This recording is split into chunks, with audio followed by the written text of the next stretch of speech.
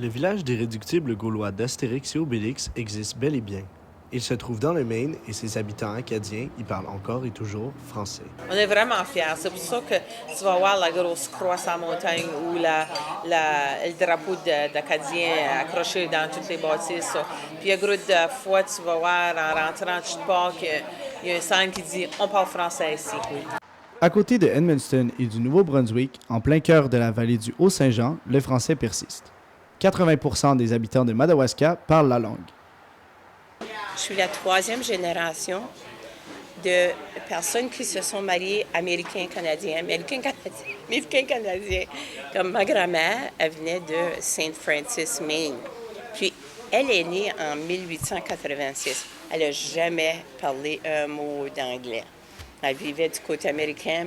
Pour la plupart, le français était langue courante et à tous les niveaux, dans les entreprises, à la maison, à l'église.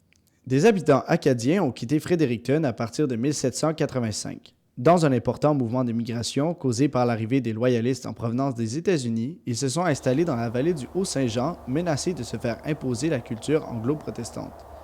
Ces Acadiens, dont le français parlé est nommé le Braillon, ont gardé leur culture à travers les années.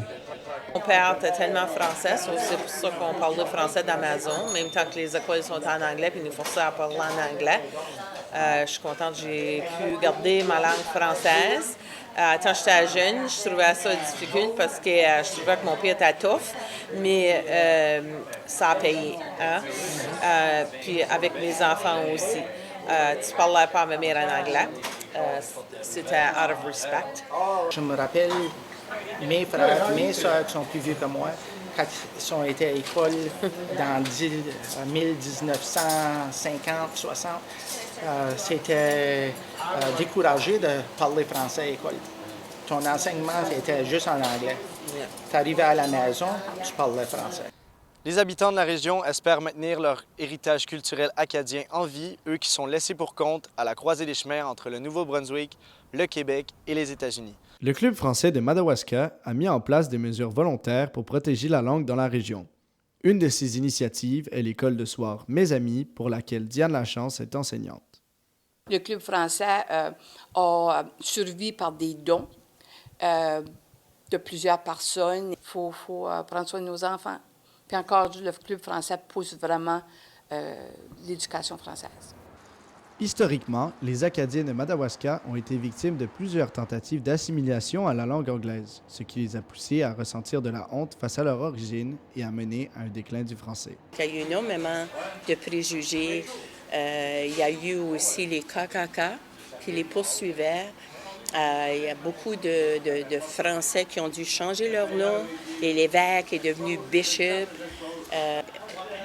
Cette idée que le français est inférieur a continué de nourrir les écoles et ça continue de se faire transmettre. Le plus gros regret que j'ai eu de ma vie, c'est de ne pas instruire mes deux enfants la langue. Mais leurs enfants vont connaître la langue parce que je vais les instruire. Parce que j'ai vu que j'ai fait une malchance, une malchose. Antoine Peugeot-Charost pour le Montréal Campus, Madawaska, Maine.